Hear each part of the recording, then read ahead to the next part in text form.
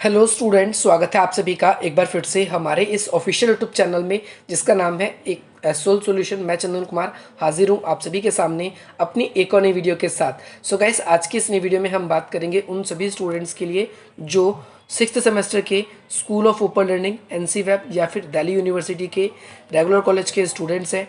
तो उन सभी के लिए आज की नई वीडियो बहुत इंपॉर्टेंट रहने वाली है। आज हम बात करेंगे एक इम्पॉर्टेंट सब्जेक्ट के बारे में जो कि आपका जीई का सब्जेक्ट है। जीई का मतलब होता है आप सभी के लिए जेनरिक इलेक्ट्रिक। इसमें पॉलिटिकल साइंस का आपके पास में सब्जेक्ट है और इसमें human right, gender and environment का सब्जेक्ट है। तो आज की नई वीडियो आप सभी के लिए इंपॉर्टेंट है। इसमें हम सिर्फ और सिर्फ इंपॉर्टेंट क्वेश्चंस की बात करेंगे कि कौन कौन से क्वेश्चन आप सभी को अपने एग्जाम्स के लिए प्रिपेयर करने हैं। तो सबसे पहले आपको यह वाला क्वेश्चन प्रिपेयर करना है कि निर्जातीयता है क्या, निर्जातीयता क्या नहीं है। तो ज़्यादा देर न करते हुए आज की अपनी इस वीडियो को हम स्टार्ट करते हैं।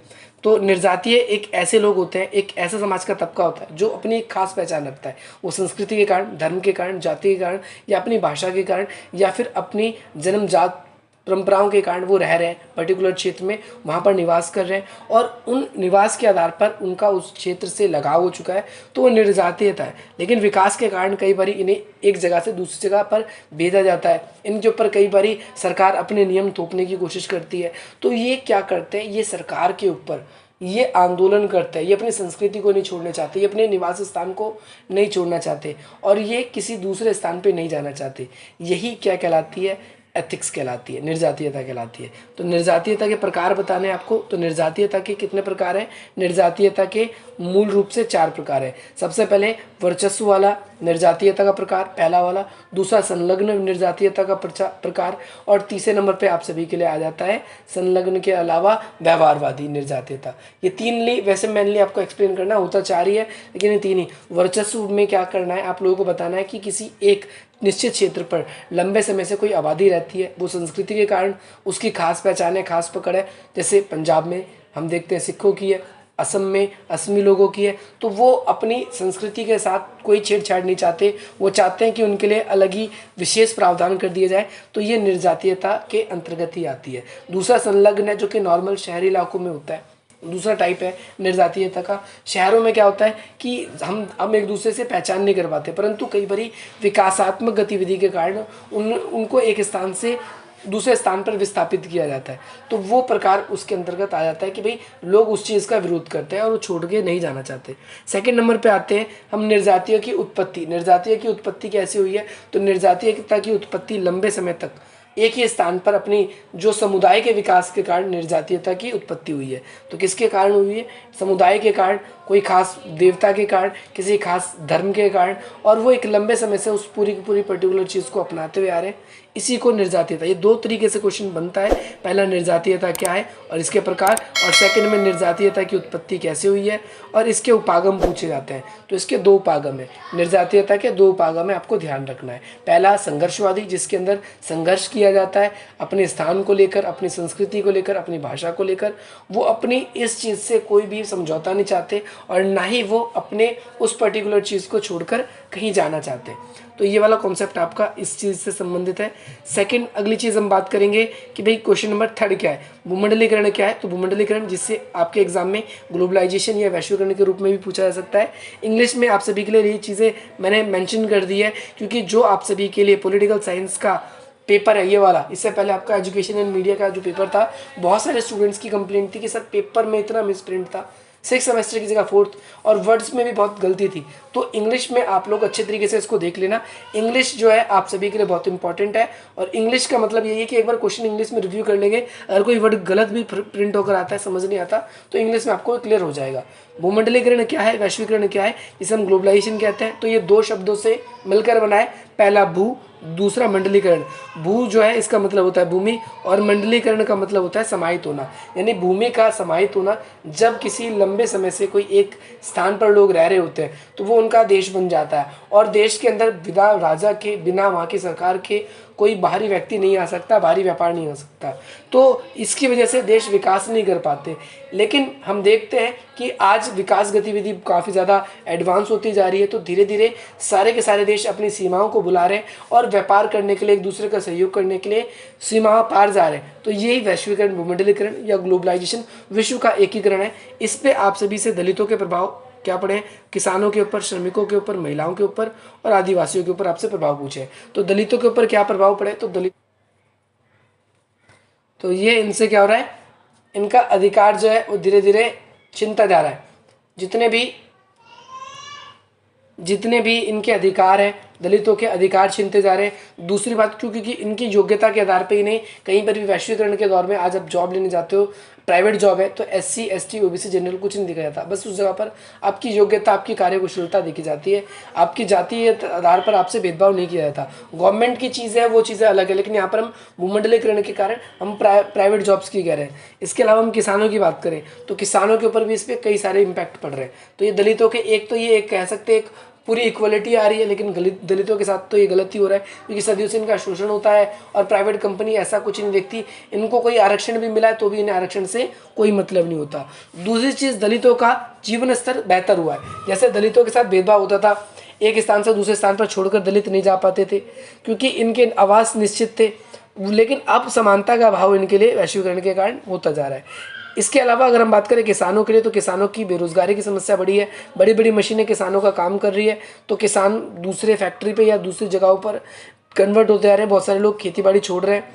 किसान जो हैं बहुत सारे, हम ये भी देखते हैं कि ये कर्ज ले लेते हैं और इसके बाद में आत्महत्या कर लेते हैं। तो आत्महत्या की जो प्रॉब्लम्स है ये भी बड़ी है।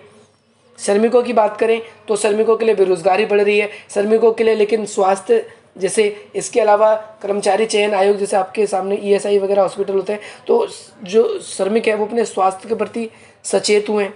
किसानों की अगर हम बात करें तो किसानों के ऊपर और भी इम्पैक्ट पड़े, तो किसानों को लोन मिल पा रहा है। किसान आसानी से आज बड़ी बड़ी मशीनों का उपयोग करके दवाइयों का, कीटनाशकों का या फिर साथ ही साथ खाद का उपयोग करके अपनी फसलों को बेहतर कर पा रहे और उसका अधिक मुनाफा कमा पा रहे। नकारात्मक प्रभाव भी है कि किसान जो है वो कहीं ना कहीं में ऐसा दिख रहा है कि ज़्यादा पेस्टिसाइड्स, ज़्यादा खेतों के अंदर सारी चीज़ें इस्तेमाल करते हैं, उसकी वजह से इनके खेत बंजर भी होते जा रहे हैं। इसके अलावा जो छोटे किसान हैं वो तकनीकों का लाभ नहीं ले पा रहे, तो उनको ज़्यादा मुनाफा नहीं हो रहा। महिलाओं के ऊपर देखें तो घर का कार्य, बाउट का भी, बाहर का कार्य का, वर्क प्लेस बोझ बढ़ चुका है। महिलाएं आज वैश्वीकरण के दौर में घर पे भी काम करती है, घर के बाहर भी करती है। पहली चीज़ ये। दूसरी चीज़, महिलाओं के ऊपर वर्क प्लेस पे सेक्सुअली हरासमेंट होता है। महिलाओं से ज़्यादा काम करवाया जाता है लेकिन उन्हें कम वेतन दिया जाता है। तीसरी चीज़, अगर हम बात करें, महिलाओं को शो पीस के रूप में देखा जाता है। तो महिलाओं के ऊपर शिक्षा के ऊपर, रोजगार के ऊपर, घर के बाहर निकलने की स्वतंत्रता तो मिली है, पर कहीं ना कहीं महिलाओं पर वैश्वीकरण का नेगेटिव इम्पैक्ट भी पड़ा है। तो आपको ये भी देखना है। आदिवासियों के लिए भी सेम है कि इनके आवास छिनते जा रहे हैं, नई गतिविधियाँ आ रही है, इनको अपनी संस्कृति छोड़नी पड़ रही है। तो दलितों के बारे में जो बातें हैं वो आदिवासियों के बारे में भी आप मेंशन कर सकते हो। इसके अलावा इस वाले क्वेश्चन में आपको ये एक्सप्लेन करना है कि मानवाधिकार क्या है और मानवाधिकार को परिभाषित करें।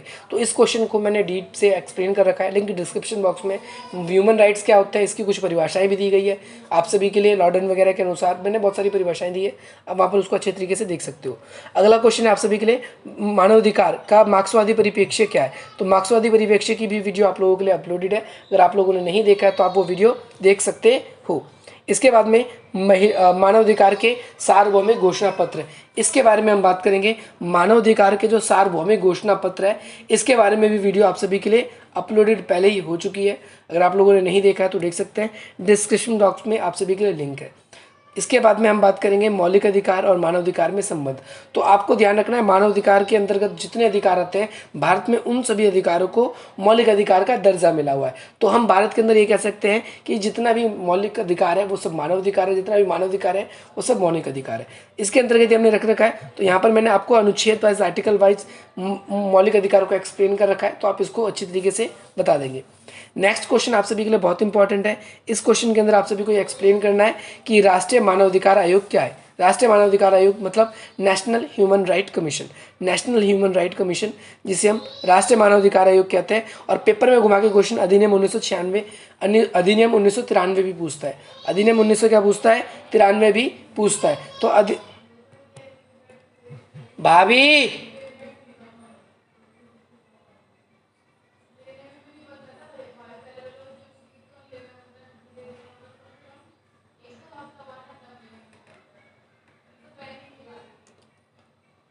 सो स्टूडेंट्स, इस वाले क्वेश्चन के अंदर आप सभी को राष्ट्रीय मानव अधिकार आयोग के बारे में, नेशनल ह्यूमन राइट कमीशन के बारे में बताना है, एनएचआरसी के बारे में बताना है कि एनएचआरसी है क्या। ये क्वेश्चन भी आप सभी के लिए अपलोडेड है और ये क्वेश्चन कई तरीके से पूछता है डायरेक्टली। कई बार एनएचआरसी लिखा जाता है, कई बार नेशनल ह्यूमन राइट कमीशन लिखा आता है, कई बार हिंदी में राष्ट्रीय मानव अधिकार आयोग लिखा होता है, तो कई बार आप सभी के लिए सिर्फ अधिनियम 1993 लिखा हुआ आएगा। तो कई बार आपसे ये लिखा हुआ आएगा भारत सरकार मानव अधिकार अधिनियम 1993 क्या है।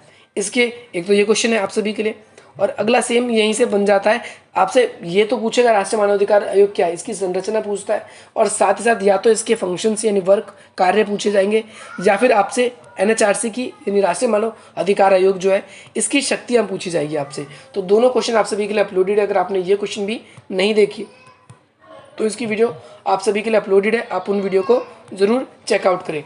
नेक्स्ट क्वेश्चन आप सभी के लिए है कि भाई आश्रित वर्ग, आश्रित वर्ग का मतलब होता है ऐसे वर्ग जो समाज में दूसरे के ऊपर निर्भर होते हैं।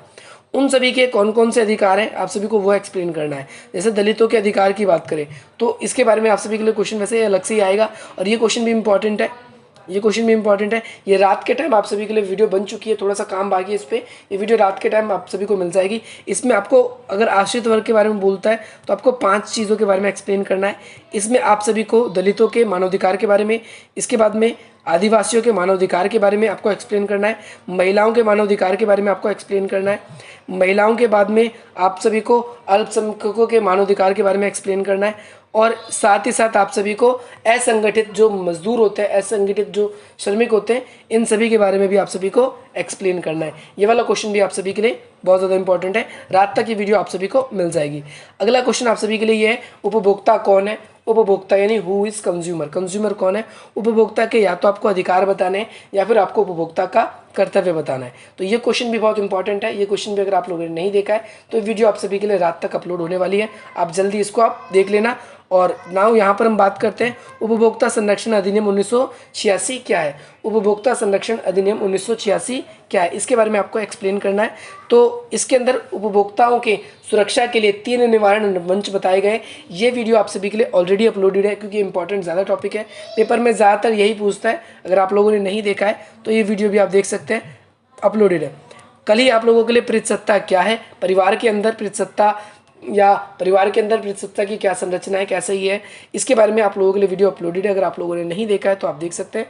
प्रीतसत्ता इसे इंग्लिश में हम पेट्रियार्की कहते हैं।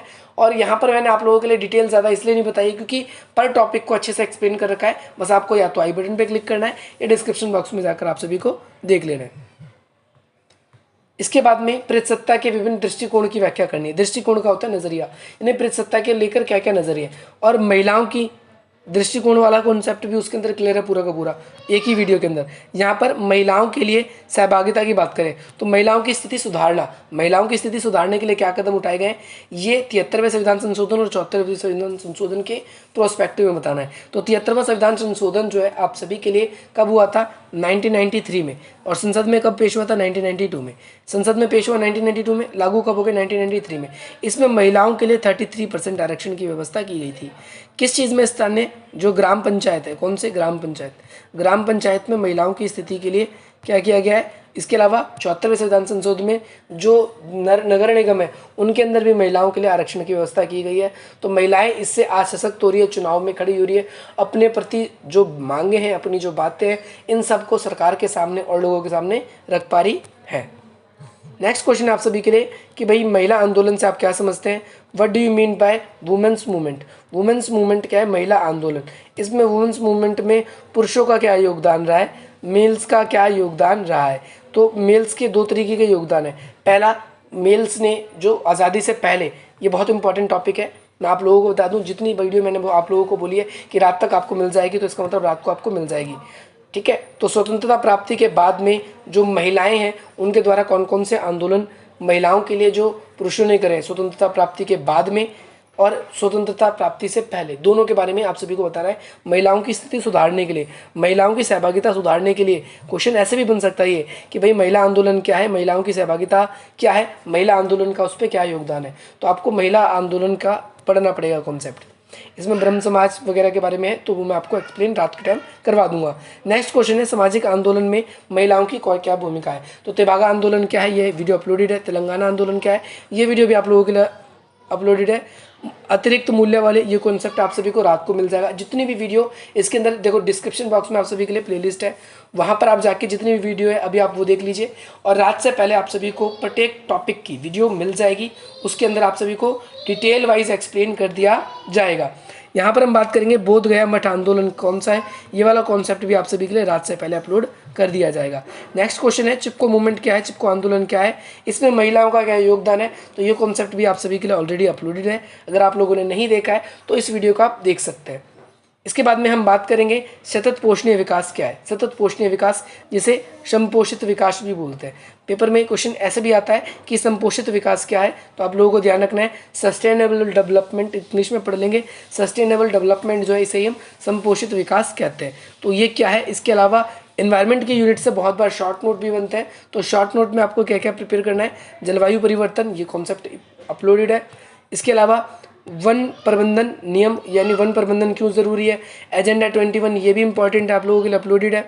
इसके अलावा जो पर्यावरण संरक्षण के लिए वैश्विक सम्मेलन कौन कौन से हुए, ये क्वेश्चन इस तरीके से भी पूछता है और ये क्वेश्चन सेम इस तरीके से भी पूछता है। दो तरीके से क्वेश्चन पूछा जाता है कि भाई यूएनओ का मतलब है संयुक्त राष्ट्र संघ। संयुक्त राष्ट्र संघ के द्वारा विश्व स्तर पर या वैश्विक स्तर पर पर्यावरण के सुरक्षा के लिए, पर्यावरण के संरक्षण के लिए कौन कौन से कदम उठाए गए, इसके बारे में आप सभी को बताना है। तो इसमें कई सारे सम्मेलन हैं जो कि यूएनओ के द्वारा या वैश्विक स्तर पे किए हैं। सबसे पहले स्टॉकहोम सम्मेलन है 1972 में, फिर बर्टलैंड सम्मेलन है 1987 में, रियो सम्मेलन है 1992 में, क्योटो प्रोटोकॉल है 1997 में और विश्व सम्मेलन 2002 में।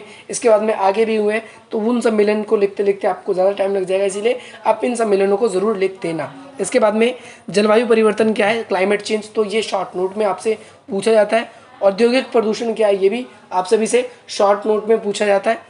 इसके अलावा अगर आप देखेंगे तो बहुत सारे क्वेश्चन हैं और भी, जैसे भारत में हुए पर्यावरण आंदोलन, पर्यावरण आंदोलन में भी आपको चिपको मूवमेंट पढ़ना है। तो चिपको मूवमेंट बार बार नहीं, एक ही बार पढ़ लो। क्वेश्चन जैसे आपसे पूछे भारत में हुए पर्यावरण आंदोलन, तो चिपको मूवमेंट डाल दो, अपिक्को मूवमेंट डाल दो, चिल्का मूवमेंट डाल दो, भोपाल गैस त्रासदी डाल दो। इसके अलावा आप सरदार सरोवर परियोजना डाल दो। ये सारे के सारे कॉन्सेप्ट आप इसके अंदर डाल सकते हो। बहुत सारी वीडियोस आप सभी के लिए ऑलरेडी अपलोडेड है। अगर आप लोगों ने वो वीडियोस नहीं देखी है तो आप लोगों के लिए डिस्क्रिप्शन बॉक्स लिंक दिए गए, आप उन लिंक्स के थ्रू वहाँ पर उन सभी टॉपिक्स को क्लियर कर सकते हो। आई होप आज की इस नई वीडियो से आप सभी को बहुत वैल्यू मिलेगी। इसी प्रकार की इंटरेस्टिंग वीडियोस पाने के लिए आप हमारी वीडियो को लाइक करें, अधिक से अधिक नंबर तक शेयर करें। इसके अलावा ये नंबर है हमारा, अगर आप लोग हमारे साथ कॉन्टैक्ट में आना चाहते हैं तो डिस्क्रिप्शन बॉक्स में दिए गए नंबर्स पे भी आ सकते हैं और डिस्क्रिप्शन बॉक्स में दिए गए लिंक्स के थ्रू भी। इसके अलावा सोशल मीडिया के वेरियस प्लेटफॉर्म पे आप हमसे जुड़ सकते हैं, उसका लिंक भी डिस्क्रिप्शन बॉक्स में। चलिए मिलते हैं हम आपसे अपनी अगली वीडियो में। जय हिंद, जय भारत।